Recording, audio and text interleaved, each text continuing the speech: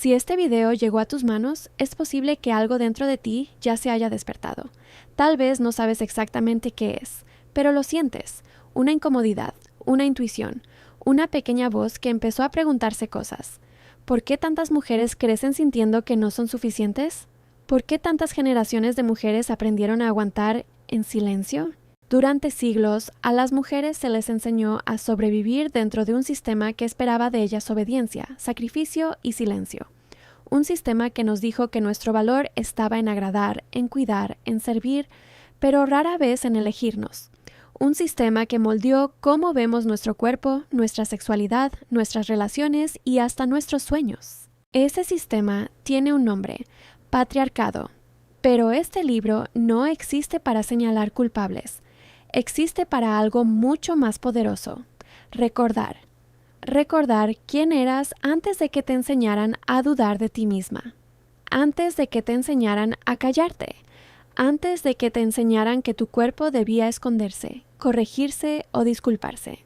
Porque la verdad es esta: no naciste rota, no naciste insuficiente, no naciste para vivir en pequeño, te enseñaron a hacerlo. Y lo que se aprende, también se puede desaprender.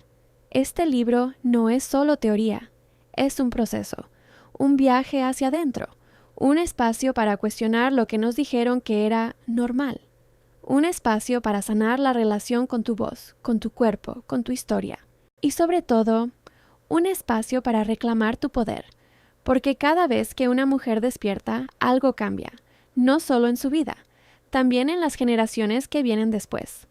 Tal vez nadie en tu familia se atrevió a cuestionar ciertas cosas. Tal vez nadie habló de ciertos dolores. Tal vez nadie rompió ciertos patrones. Hasta ahora. Porque romper ciclos no es fácil. Pero alguien siempre tiene que ser la primera, y quizás esa mujer eres tú. Capítulo 1. El sistema invisible. El patriarcado no siempre se ve. No siempre aparece como una regla escrita o una ley explícita. Muchas veces funciona de formas mucho más silenciosas, en frases que escuchamos desde niñas, en expectativas que parecen normales, en historias que se repiten generación tras generación. Las niñas deben comportarse. No seas tan intensa. No provoques. Los hombres son así. Poco a poco, estas ideas construyen un mapa invisible que define lo que una mujer debe ser. No demasiado fuerte, no demasiado ambiciosa, no demasiado sexual, no demasiado libre, lo suficiente para encajar, pero nunca demasiado para incomodar. El patriarcado no es solo un grupo de hombres dominando mujeres. Es un sistema cultural completo que ha moldeado las normas sociales, la religión, la política, la educación, la sexualidad y la estructura familiar. Durante siglos, el cuerpo femenino fue tratado como territorio que debía ser regulado, su deseo vigilado, su voz moderada, su independencia limitada, no porque las mujeres fueran débiles, sino porque una mujer consciente de su poder es difícil de controlar. Cuando una mujer se conoce, cuando se cuestiona, cuando deja de buscar aprobación, algo cambia. Y eso siempre ha sido visto como peligroso para cualquier sistema basado en control. Por eso tantas normas culturales giran alrededor de lo mismo. Hacer que las mujeres duden de sí mismas, porque una mujer que duda de su valor es más fácil de manipular, más fácil de silenciar, más fácil de mantener pequeña. Pero cuando esa duda desaparece, la historia cambia. Haz el siguiente ejercicio. Escribe las primeras frases que recuerdes haber escuchado sobre lo que significa ser mujer. Por ejemplo, una mujer decente no hace eso. Los hombres no respetan a las mujeres fáciles. Tu valor está en conseguir un buen marido. Ahora pregúntate, ¿estas ideas me pertenecen o solo las heredé? Capítulo 2. La herencia invisible. Cadenas generacionales. Antes de poder romper una cadena, primero hay que verla. Y muchas de las cadenas que cargan las mujeres no fueron creadas por ellas. Fueron heredadas. No como un objeto que alguien entrega conscientemente, sino como algo mucho más silencioso. Una forma de pensar, una forma de amar, una forma de sobrevivir. Durante generaciones, las mujeres aprendieron a adaptarse a un mundo que no estaba diseñado para su libertad. Aprendieron a callar para evitar conflictos. Aprendieron a soportar para mantener la estabilidad. Aprendieron a sacrificarse porque eso era lo que se esperaba de ellas. Y esas lecciones, con el tiempo, se volvieron cultura. Las madres se las enseñaron a sus hijas. Las abuelas se las enseñaron a sus nietas. No siempre con intención de limitar, muchas veces con la intención de proteger. Porque para muchas mujeres del pasado, cuestionar el sistema no era una opción, era peligroso. Podía significar aislamiento social, abandono económico o incluso violencia. Así que hicieron lo que pudieron con las herramientas que tenían. Sobrevivieron. Pero en ese proceso también transmitieron ciertas creencias que hoy todavía viven dentro de muchas mujeres. Frases que parecen simples, pero que cargan siglos de condicionamiento. Los hombres son así. Es mejor no provocar problemas. Una mujer debe cuidar su reputación. Las mujeres fuertes espantan a los hombres. Aguanta por la familia. A los hombres no se les contradice. A primera vista pueden parecer simples consejos, pero cuando se repiten durante generaciones, se convierten en algo más profundo, programación, ideas que empiezan a definir lo que creemos que es normal, ideas que moldean la manera en que vemos el amor, el valor propio y las relaciones. Muchas mujeres crecieron viendo a sus madres agotadas, cargando con todo, responsabilidades emocionales, domésticas, familiares, sin descanso, sin reconocimiento, sin espacio para ellas mismas. Y aunque muchas hijas prometieron que su vida sería diferente, muchas veces terminan repitiendo patrones similares sin darse cuenta. Porque los patrones generacionales no siempre se transmiten con palabras. A veces se transmiten con ejemplos, con silencios, con cosas que nunca se dijeron. Una niña que crece viendo a su madre tolerar faltas de respeto puede aprender inconscientemente que eso es parte del amor. Una niña que ve a su madre poner siempre a todos primero puede aprender que cuidarse a sí misma es egoísta. Una niña que ve a su madre callar sus necesidades puede aprender que su voz no importa.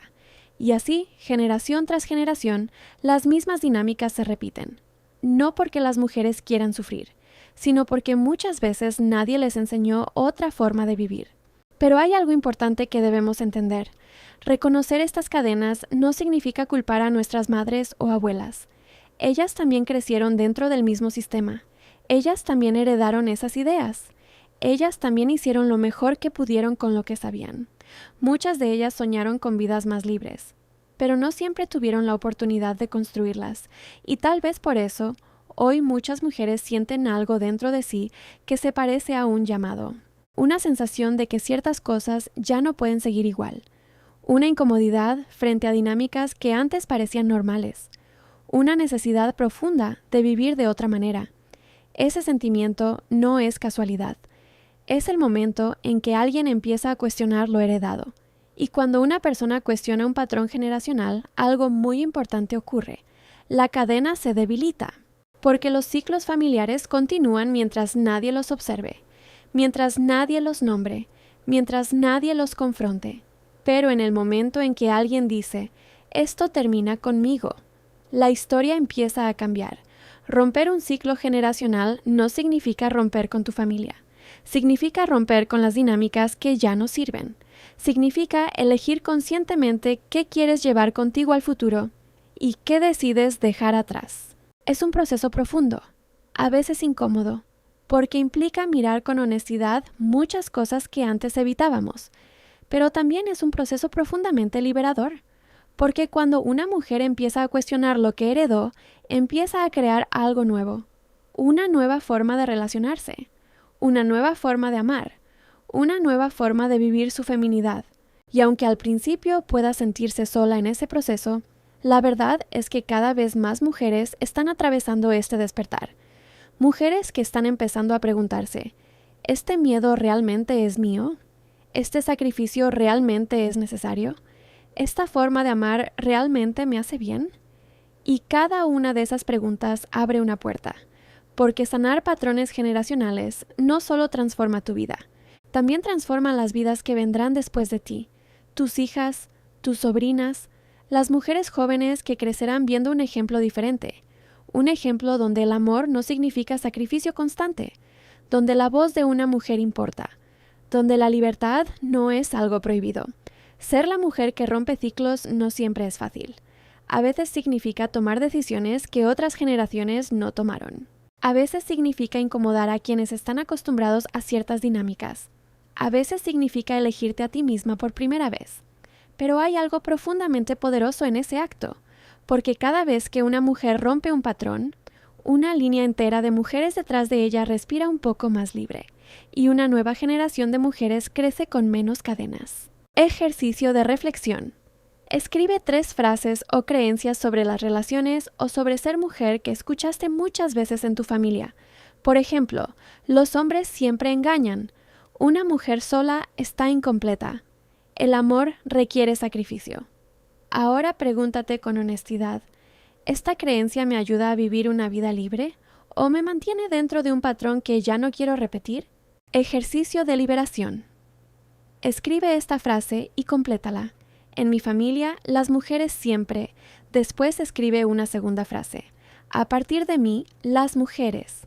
La primera frase nombra el patrón. La segunda empieza a romperlo.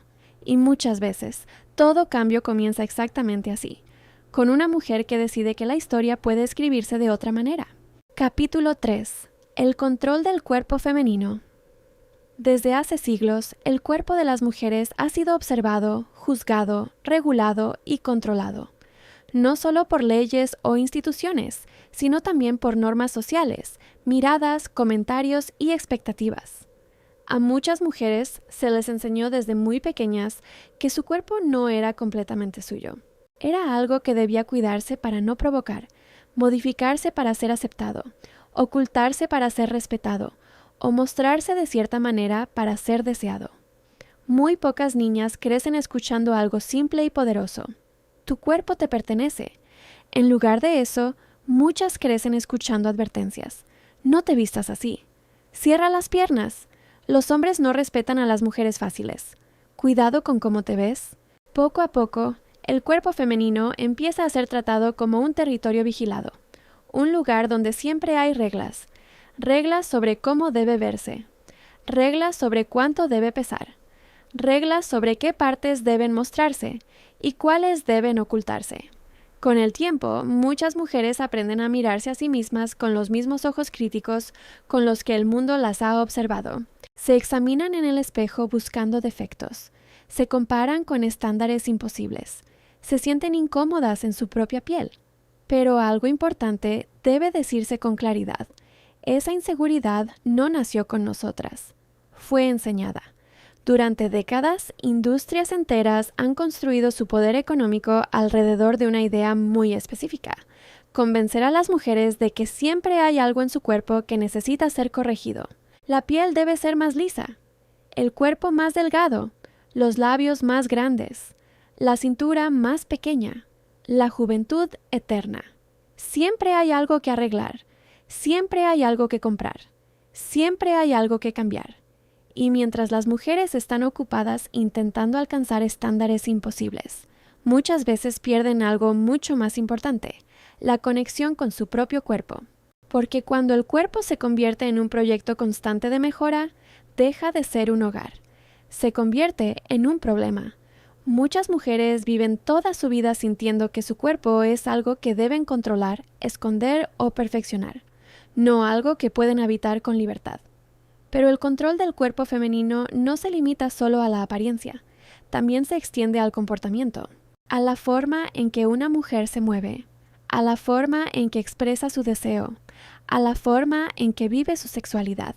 Durante mucho tiempo, la sociedad construyó una narrativa muy específica alrededor de las mujeres.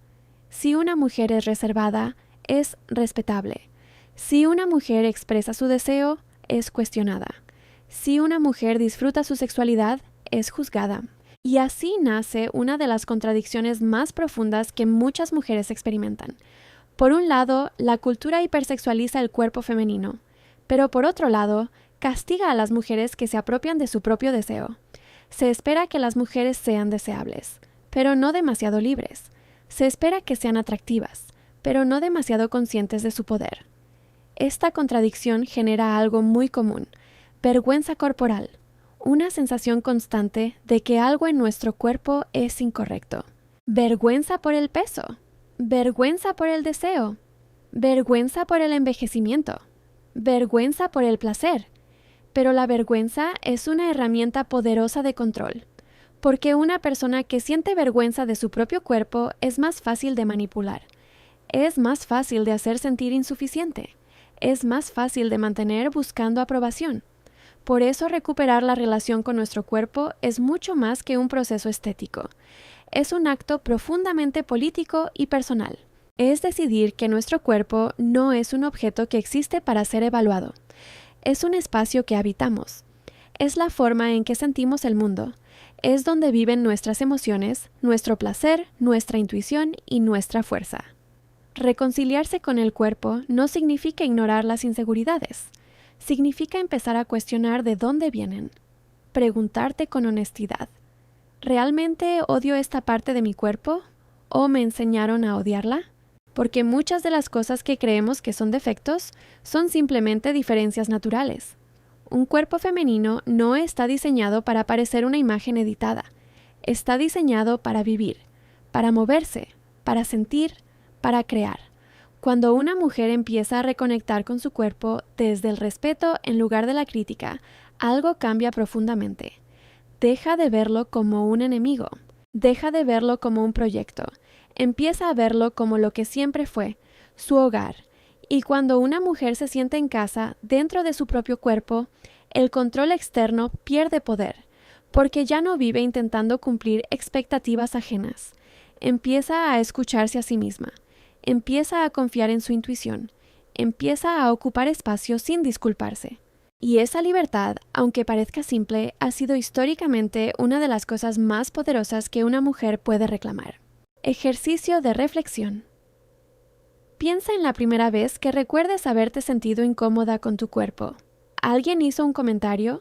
¿Te comparaste con alguien? ¿Sentiste que no encajabas en un estándar? Escribe ese recuerdo. Luego pregúntate: ¿ese sentimiento nació en mí o alguien me enseñó a verlo así? Ejercicio de reconexión. Durante un momento tranquilo, coloca una mano sobre tu corazón o tu abdomen.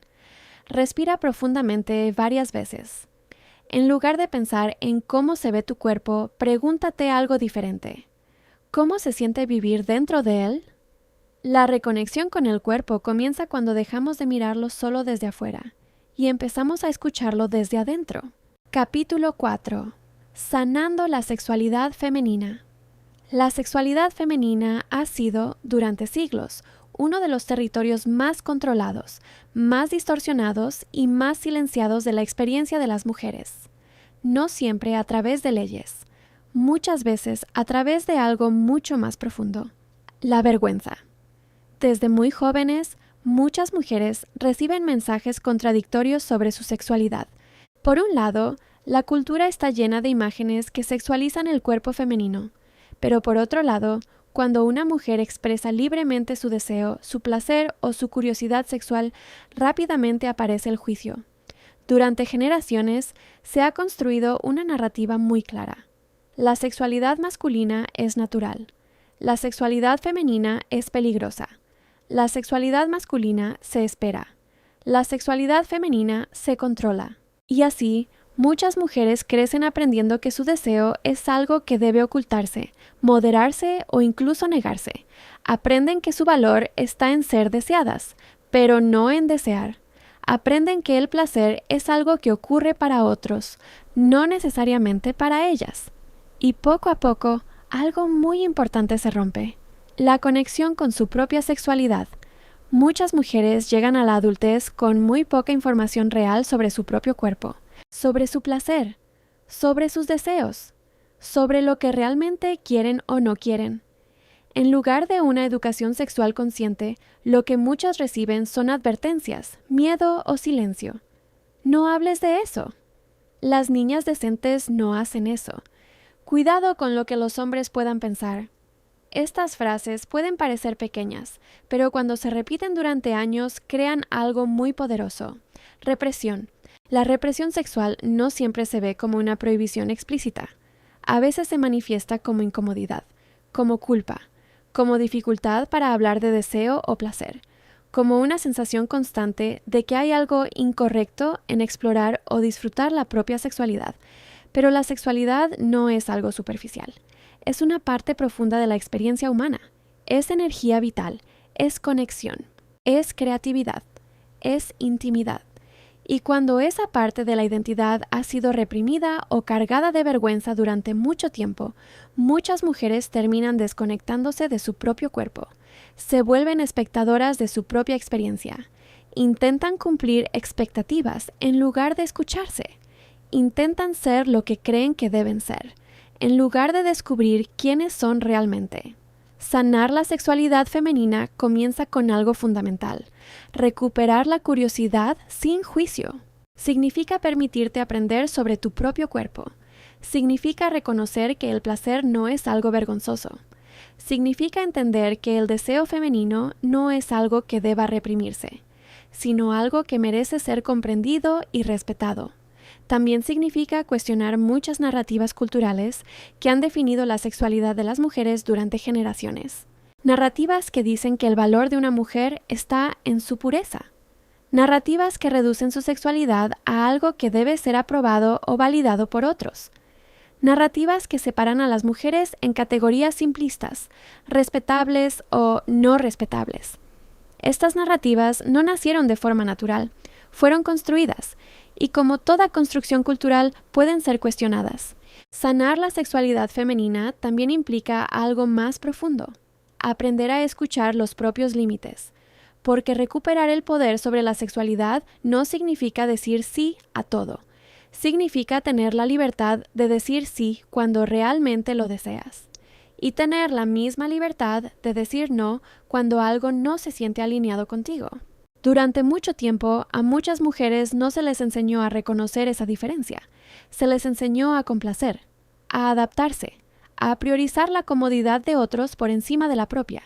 Pero la verdadera autonomía sexual nace cuando una mujer entiende algo muy simple. Su cuerpo no es un objeto que existe para satisfacer expectativas. Es un espacio íntimo que merece respeto, cuidado y elección consciente. Cuando una mujer empieza a reconectar con su sexualidad desde ese lugar de respeto, algo cambia profundamente. La vergüenza comienza a perder poder, el miedo empieza a disminuir, y poco a poco aparece algo nuevo: confianza. Confianza en su cuerpo, confianza en su deseo, confianza en su capacidad de decidir qué quiere y qué no. Sanar la sexualidad femenina no es un proceso inmediato, es un camino. Un proceso de desaprender años de condicionamiento, un proceso de reconstruir la relación con el propio cuerpo desde un lugar más consciente. Pero cada paso en ese camino es una forma de recuperar algo que nunca debió ser arrebatado: la libertad de habitar tu propia experiencia. Porque la sexualidad femenina no es un problema que necesita ser controlado. Es una parte natural, poderosa y profundamente humana de la identidad de una mujer. Y cuando una mujer se reconecta con esa parte de sí misma, desde la conciencia, el respeto y la libertad, algo dentro de ella vuelve a despertar. Ejercicio de reflexión. Piensa en los primeros mensajes que recibiste sobre la sexualidad cuando eras joven. ¿Se hablaba del tema abiertamente? ¿Había miedo o vergüenza alrededor de él? ¿Se presentaba como algo natural o como algo prohibido? Escribe lo que recuerdes. Luego pregúntate: ¿estas ideas siguen definiendo cómo veo mi sexualidad hoy? Ejercicio de reconexión. Escribe 3 cosas que te gustaría aprender o entender mejor sobre tu propio cuerpo, tu placer o tu sexualidad. No tiene que ser algo que compartas con nadie más. Este ejercicio no es para cumplir expectativas externas. Es para empezar a construir una relación más honesta contigo misma. Porque la sanación comienza cuando dejamos de ver nuestra sexualidad a través del juicio y empezamos a mirarla con curiosidad, respeto y conciencia, reclamando nuestro poder. Hubo un tiempo en que las mujeres aprendieron a sobrevivir en silencio, aprendieron a hacerse pequeñas para no incomodar, aprendieron a sonreír incluso cuando algo dentro de ellas dolía, aprendieron a pedir permiso para ocupar espacio, no porque fueran débiles, sino porque el mundo les enseñó que esa era la forma más segura de existir. Durante generaciones se repitió la misma historia. Mujeres que amaban profundamente, pero se olvidaban de sí mismas. Mujeres que sostenían familias enteras, pero nadie sostenía su corazón. Mujeres que cargaban con todo, sin que nadie reconociera su fuerza. Pero algo está cambiando. Cada vez más mujeres están despertando. Despertando de historias que ya no quieren repetir. Despertando de relaciones donde el amor significa sacrificio constante. Despertando de la idea de que deben ser menos para que otros se sientan más. Este despertar no siempre es cómodo, porque cuestionar lo que hemos aprendido durante toda una vida puede ser doloroso. Puede implicar reconocer heridas. Puede implicar mirar patrones familiares con nuevos ojos. Puede implicar tomar decisiones que otras generaciones nunca se atrevieron a tomar. Pero también es un acto profundamente liberador, porque cada vez que una mujer se permite cuestionar lo que heredó, abre una puerta hacia una forma diferente de vivir, una forma donde el amor no exige que te pierdas a ti misma, donde tu voz no necesita permiso, donde tu cuerpo no es motivo de vergüenza, donde tu deseo no es algo que debe ocultarse, donde tu existencia no necesita justificarse. Reclamar tu poder no significa dominar a otros. Significa dejar de entregar partes de ti para ser aceptada. Significa recordar que tu valor no depende de la aprobación externa. Significa comprender que tu intuición, tu sensibilidad y tu conciencia no son debilidades, son fuerza. Las mujeres no están aquí solo para sostener el mundo de otros. También están aquí para construir el suyo, para vivir con libertad, para crear relaciones más conscientes, para romper patrones que han existido durante generaciones, para demostrar que otra forma de vivir es posible. Cada mujer que sana su relación consigo misma cambia algo más grande que su propia historia. Cambia la historia de las mujeres que vinieron antes y cambia la historia de las mujeres que vendrán después. Porque cuando una mujer rompe un patrón, no lo rompe solo para ella. Lo rompe para todas las que alguna vez sintieron que tenían que elegir entre ser amadas o ser libres.